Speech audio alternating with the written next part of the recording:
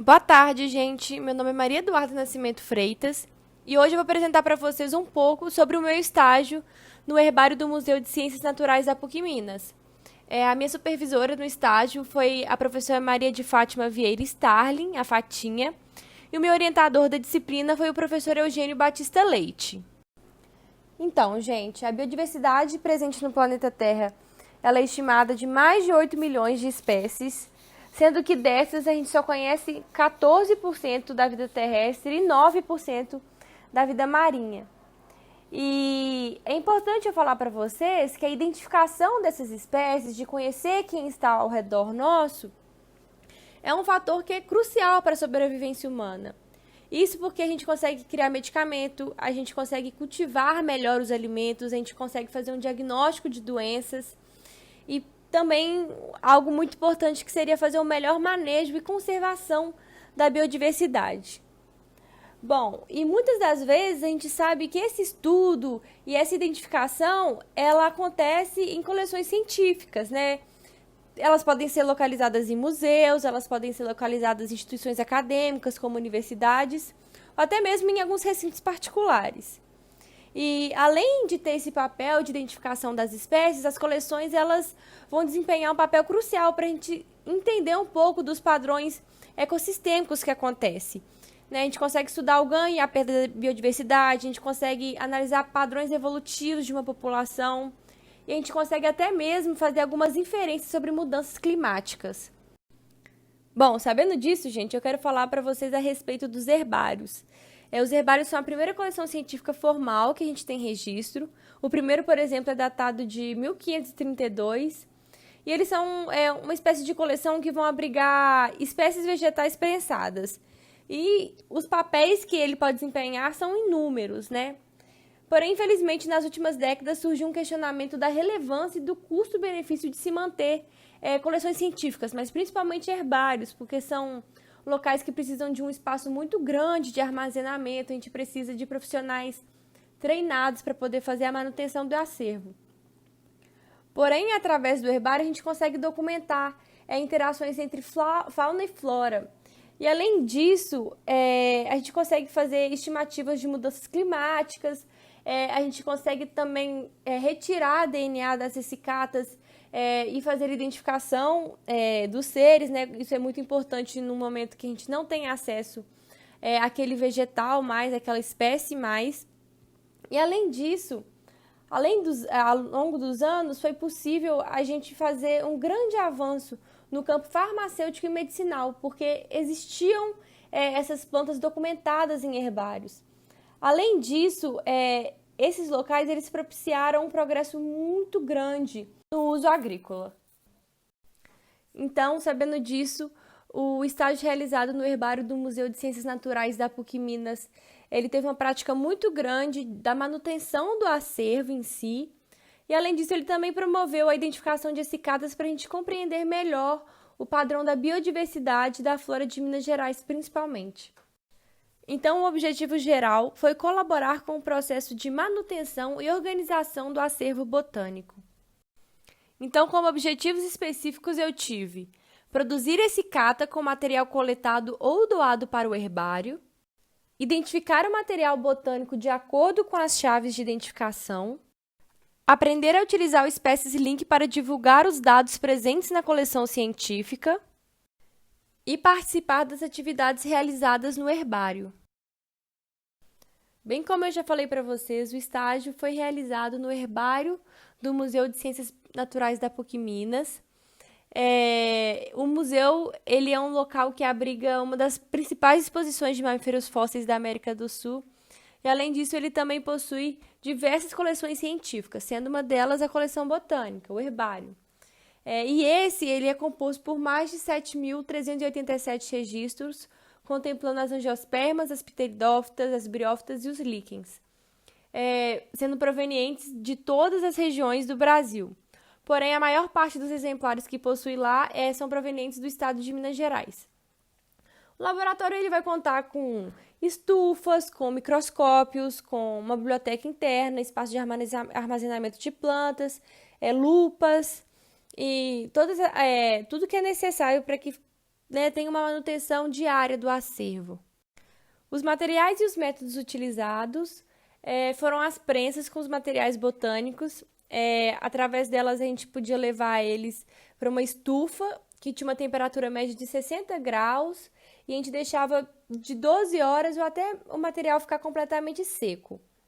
Depois disso é realizada a montagem das essicatas, em que as plantas elas vão ser colocadas em folhas de cartolina e depois elas serão etiquetadas e fixadas no canto inferior direito, né, onde terá um monte de informação, né, a respeito sobre a família, o gênero, a data de coleta, o coletor e outras observações.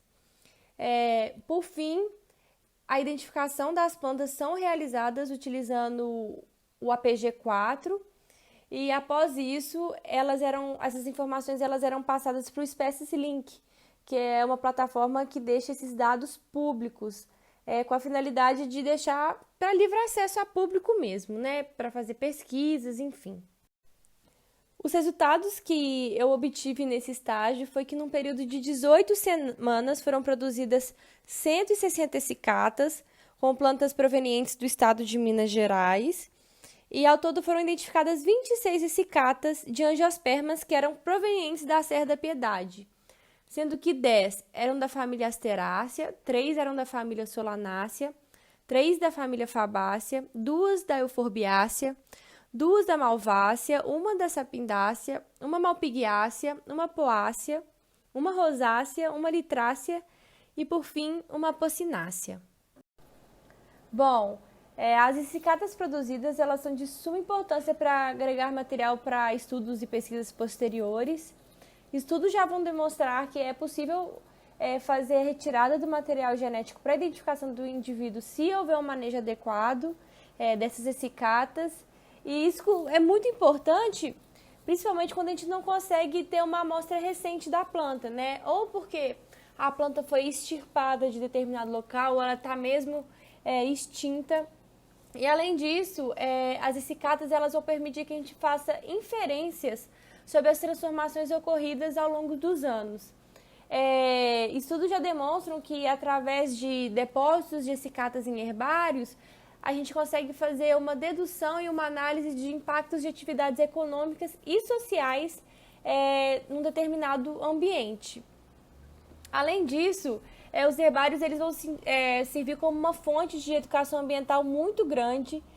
Através das essicatas que são produzidas lá, a gente consegue ensinar um pouco sobre reconhecimento de espécies medicinais, tóxicas, alimentícias, e a gente também consegue fazer uma sensibilização da população acerca da conservação de plantas para a manutenção da biodiversidade. Como eu falei para vocês, a identificação das famílias de essicatas que a gente fez, elas são provenientes da Serra da Piedade. E essa identificação ela é muito importante para a compreensão da biodiversidade desse local. E os registros de levantamento florístico lá, eles são praticamente escassos e quando eles existem, eles são mais focados em algumas famílias mais específicas, né? Por exemplo, a gente tem muito estudo com bromélias, né? Com bromeliáceas. Então, dessa forma, é muito importante que haja mais levantamentos de plantas da região.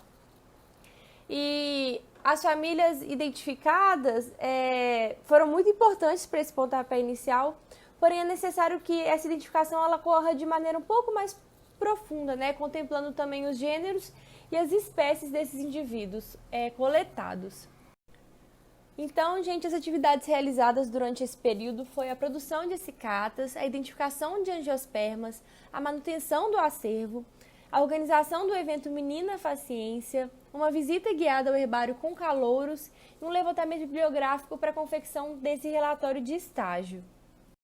Então, por fim, a gente pode concluir que é de suma importância que a gente tenha a produção e também a manutenção de essicatas nessas coleções científicas, né, nos herbários. E, além disso, a gente sabe que a identificação dessas essicatas ela vai contribuir para a compreensão da biodiversidade de uma determinada região, né, de um determinado local, facilitando e também potencializando ferramentas de preservação e de conservação de algumas espécies. Além disso, a gente percebe que é necessário um investimento maior em projetos e pesquisas a respeito do levantamento florístico da Serra da Piedade, que aí dessa forma a gente consegue entender um pouco da dinâmica ecológica presente no local e consiga fazer um plano de manejo, uma conservação mais certeira, né, mais eficaz. E estagiar no museu me fez abrir os olhos para a importância social e educacional que essas coleções científicas possuem na vida das pessoas, né? Principalmente com crianças, né? As atividades realizadas com crianças, elas se mostravam de um potencial enorme para a educação ambiental dessas. E isso reforça muito a importância social do museu, né, como um todo. Essas são as minhas referências bibliográficas utilizadas.